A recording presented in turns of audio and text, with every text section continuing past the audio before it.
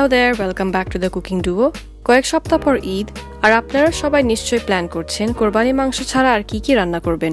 তাই আমাদের সামনের কয়েক ভিডিওসগুলো হবে ঈদ স্পেশাল রেসিপিস আর আমার প্রথম রেসিপি হচ্ছে পোলাও। এই রেসিপিটা আমি আমার মার কাছ থেকে শিখেছি আর প্রত্যেক ঈদে বা যে কোনো রেগুলার দাওয়াতেই এই পোলাওটা রান্না করা হয়। আশা করি এই রেসিপিটা আপনাদের ভালো লাগবে।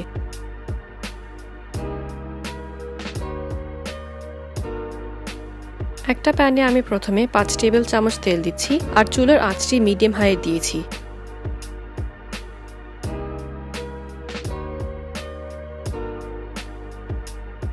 তারপর দিচ্ছি আধা কাপ পেঁয়াজ কুচি, 2 টেবিল চামচ রসুন কুচি, একটা তেজপাতা, 2টো এলাচ আর 3টা ছোট দারচিনি।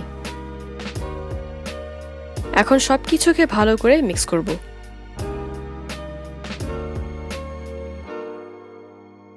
বাই দ্য ওয়ে, পোলাও রান্না শুরু করার আগে আমি 2 কাপ চাল আগে থেকে ধুয়ে পানিটাকে ড্রেন করে একপাশে রেখেছিলাম।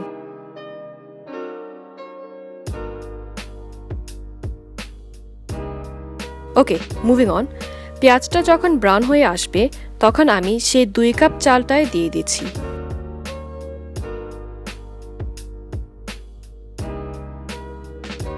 এখন চালটাকে অনবরত নাড়তে হবে, না হলে চালটা হাঁড়িতে লেগে যাবে।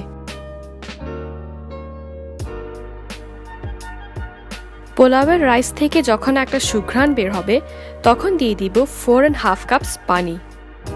চাল সেদ্ধ করার রুল হচ্ছে 1 কাপ চালের জন্য 2 কাপ পানি দিতে হয় আর 2 কাপ চালের জন্য 4 কাপ পানি দিতে হয়। এই পোলাওয়ের রেসিপিতে আমি যেহেতু একটু সবজি দিব তাই এক্সট্রা 1/2 কাপ পানিও দিয়ে দিচ্ছি। এখন আমি দিচ্ছি 2 টেবিল চামচ আদা বাটা আর একটা চিকেন স্টক কিউব। এটার পরিবর্তে ভেজিটেবল স্টক কিউবও দিতে পারবেন, আর সেটাও যদি না থাকে তাহলে পরিমাণ মতো লবণ দিতে পারবেন। তারপর দিচ্ছি 2টো লম্বা করে কাটা কাঁচামরিচ।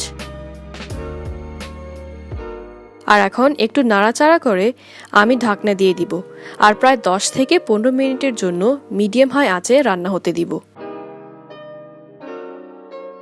মাঝখানে দরকার হলে পোলাওটাকে আবার একটু মিক্স করে লবণের জন্য টেস্ট করতে পারবেন।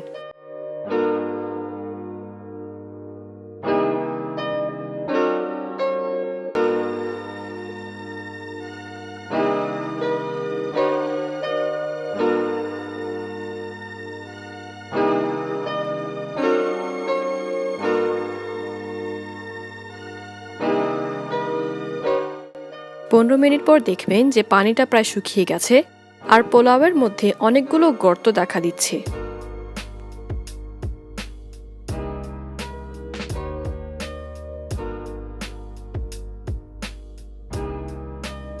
এ পর্যায়ে আমি দিয়ে দিব আধা কাপ কুচি করে কাটা গাজর। একটা ছোট গাজরকে আমি বক্স গ্রেটারে বা ভেজিটেবল গ্রেটারে কুচি করে কেটেছিলাম। পোলাওটাকে সুন্দর করে গুছিয়ে আমি শেষবারের জন্য ঢাকনা দিয়ে দিব আর একদম ধিমি আঁচে প্রায় 7 থেকে 10 মিনিটের জন্য পোলাওটাকে পুরোপুরি রান্না হতে দিব। তৈরি হয়ে গেল ঈদের স্পেশাল পোলাও। আমি আশা করছি এই রেসিপিটা আপনারা ট্রাই করবেন আর আমাদের এই ভিডিওটি ভালো লাগলে অবশ্যই আপনাদের ফ্রেন্ডস এবং ফ্যামিলির সাথে শেয়ার করবেন। আপনাদের নিজস্ব কোনো রিকোয়েস্ট থাকলে আমাদের কমেন্ট সেকশনে জানাতে পারবেন অথবা আমাদের ইনস্টাগ্রাম বা ফেসবুক পেজেও কমেন্ট করতে পারবেন। আজকের জন্য এতটুকুই। আনটিল নেক্সট টাইম, আল্লাহ হাফেজ।